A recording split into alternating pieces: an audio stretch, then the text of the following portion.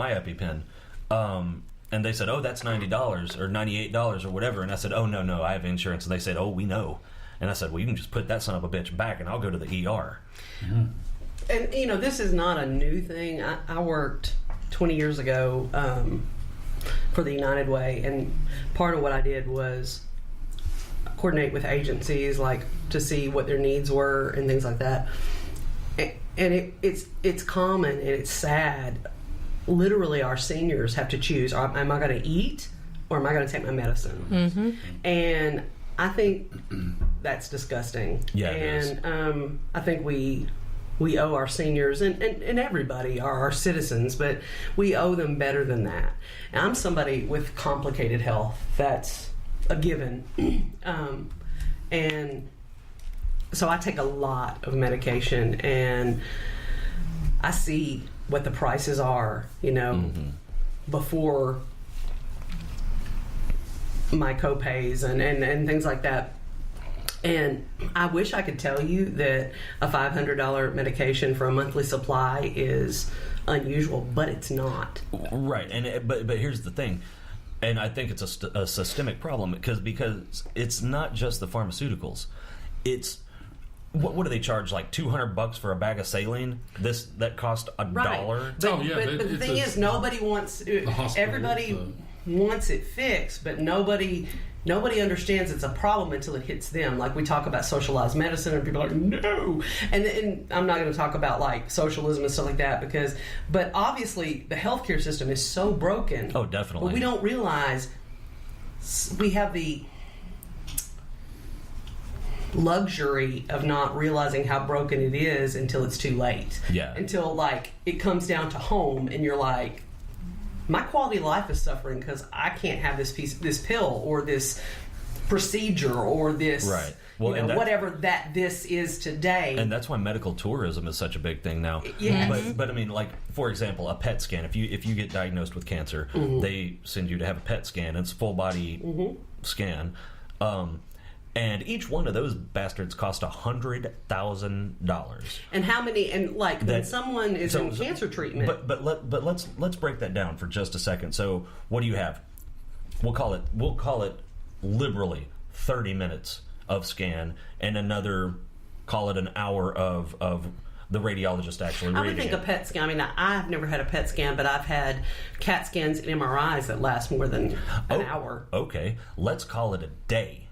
Let's say that scan took 8 hours. It doesn't, but let's say it did. So 8 hours for a scan, we'll call it, and no radiologist would ever spend this much time. We'll call it 8 hours to read it. So 16 hours for $100,000 fucking dollars. Really? But that's not just the doctor or the hospital, or that's the manufacturer of the equipment overcharging for the equipment. Oh, well, I mean, it's all along the chain. I mean, See, I don't know that I agree with that, because if you put that same logic into any other business, it doesn't hold the same weight. So if let's say I go to a recording studio and the engineer has just bought this beautiful $100,000 console. He's not going to increase my price by 10,000%. No, but it's become, not in that case. No, he's not. But in the medical field, that's become accepted. Well, they've done it for so long and not had any challenge about it that it's become accepted from pharmaceuticals, the doctor, the technicians, the equipment, the everything. Yeah, and I think that a lot of it is because that's one of the few industries where you don't have any competition. Sure. you have other hospitals. This is why certainly. Monopolies are bad. Right. I mean, you have other hospitals, definitely, but they're not competing for your business. They don't have competitive pricing. It's like, oh, we're going to charge this, and we don't give a damn what anybody else charges. You come here, this is what you're going to pay. It doesn't matter how. And I understand that hospitals have I work for a hospital. I understand that they have an extremely large staff, and there's administrative costs, and there's just the cost of keeping the damn lights on. I get it, but at some point, it's like, damn, guys, maybe, like I said with that I think it's the Pfizer CEO, makes $27-28 million a year, and that's probably before bonuses. Oh, I'm sure it is. And that, I honestly, I don't care how much the guy makes. More power to him, whatever. But when your salary comes at the expense of other people's health, I think I do have a legitimate problem with that. And it's the same thing with the with the gas prices. This is the only other situation where I think price fixing should be standard. If and it was real bad before we started becoming a net exporter of petroleum in the United States. But before then, it was like, oh my God, politician X said something that pissed off somebody. Now we're going to raise your gas prices by $1 a gallon. It's like, you bastards, people have to use that gas to get to work. Mm-hmm. The problem I have with that is these people that, like during Katrina or during any kind of disaster, raise their price. That's my problem with that. And that's actually against the law. That is. It is. That is. But price it still goes on. Because we were somewhere, and I don't know if it was here, it was Colorado, but it must have been here. There was this horrid storm coming in, and one of the gas stations, I want to say it was in Little Rock or Benton, decided they were going to raise their gas prices to $8 a gallon. And some government agency come in and shut them down. They could. Yeah. Oh, absolutely. Because I get it. I'm all for making profit, but you can make profit. There's a difference between making profit ethically and taking advantage of people in a time of need. And I personally feel like the pharmaceutical industry has made their billions and billions of dollars a year business based entirely on that. Oh yeah, easily. So it is. It's troubling because you don't have just one point of failure. You've got insurance rates, you've got medicine, you've got doctors, lobbyists. Like I said, it's become so accepted that it's trickled into related industries. Mm-hmm. Well, and something that I see a lot, and I really have a big problem with, is when you and it's not Trump, it wasn't Obama, it wasn't it's been all of them that do this. Mm-hmm. They'll do something like the head of the FDA is a former, pharmaceutical executive. Well, I'm sure that that's a conflict of interest. I'm 100% sure. Just like the head of the USDA is a Monsanto executive every single time. That's not cool. I mean, so of course they're not getting any anti-GMO legislation passed because this asshole works for them still. And then when they leave there, if they do a good job, they've got a guaranteed job on the board of directors. So I don't know. That's just something that's always burned my ass. Luckily, I'm relatively healthy and I don't have to take any prescriptions. But that's the other thing too. At this point, you are, which you may not be. There's a legislator in Arkansas here recently that I saw a little snippet of an interview with, and he was against the medical marijuana thing until it affected him. It was either him or his family had an issue and had to start using medical marijuana, and he's like, "Wow, I get it now." Yeah. Okay. So let's talk about that. Isn't really where I saw this going, but let's talk about marijuana just in general. Let's talk about it. First, I think it's important to say that no one has ever died from marijuana. Oh, well, never. No, it doesn't matter who.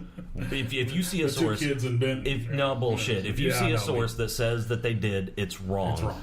They injected the marijuana once. Yeah, and I was watching devil's lettuce. I was watching a Senate. A Senate hearing, subcommittee hearing or something. Yeah, this guy was testifying, and he was asked, "Do you know of any deaths that were directly contributed to by marijuana?" And he said, "Oh, I'm aware of a couple." And if I'd like to see cite them. And if I was that senator who was questioning him right then, I would have said, "I'm putting you on.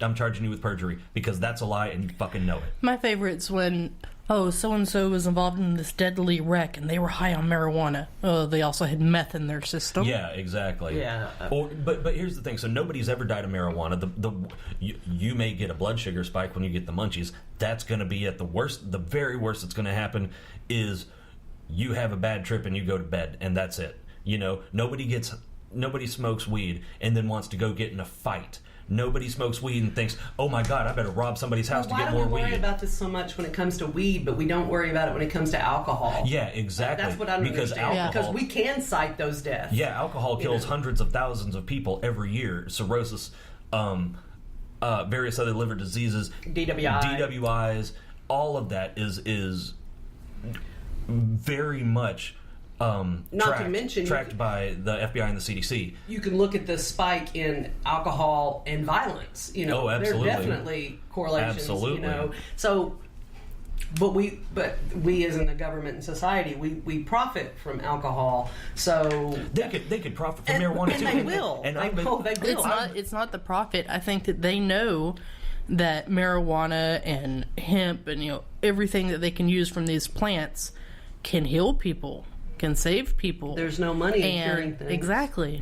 Well, and keeping alcohol legal creates a whole medical niche for all of those alcohol-related diseases. You know, alcoholism. Mm-hmm.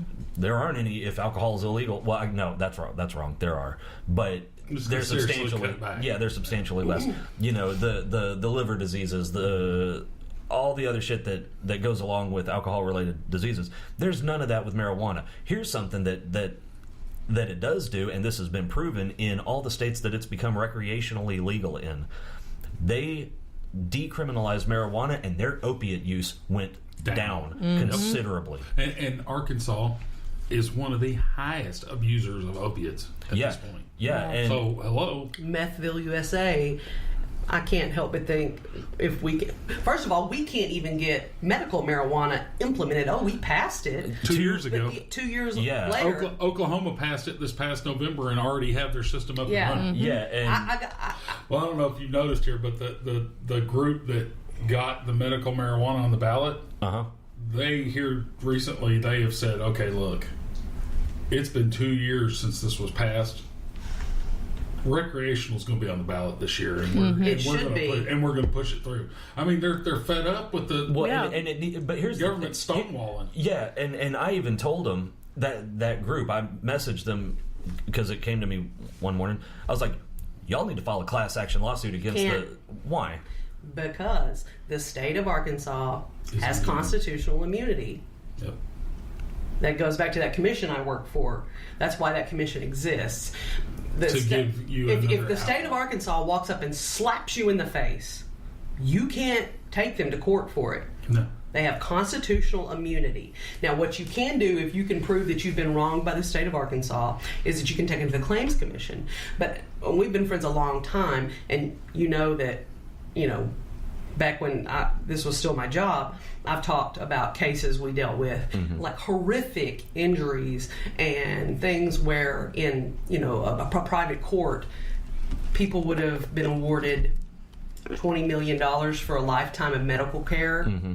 Yeah, and we're talking a child who, this is the maximum at that time, I don't know if it still is, the maximum for a child who is going to need care for the rest of his life was $2 million. And that was the most that commission had ever awarded, and it was a big, big deal. So... See, but what burns my ass about that is there's zero recourse. We the electorate of the state of Arkansas, passed this with an overwhelming, I don't know how overwhelming it was, but a majority. It was a definite majority. But we passed it with a majority, and they've been, there's a couple of state senators who didn't agree with it. And our current governor doesn't agree with it. Well, fuck him too. Well, I agree. I mean, trust me, nobody wants medical marijuana to be a real thing, a practical thing, more than I do. I'm sitting here waiting every day, taking medicine that's destroying me. Yeah. And the idea that the will of the people was shown at the ballot. This is 2016 this was passed. And all these assholes do. Excuse me, when did you think that the will of the people was really what was important? Yeah, really. Okay, fair enough. But that really irritates me that we have no Absolutely. recourse, and they can just, oh well, we don't agree with There's what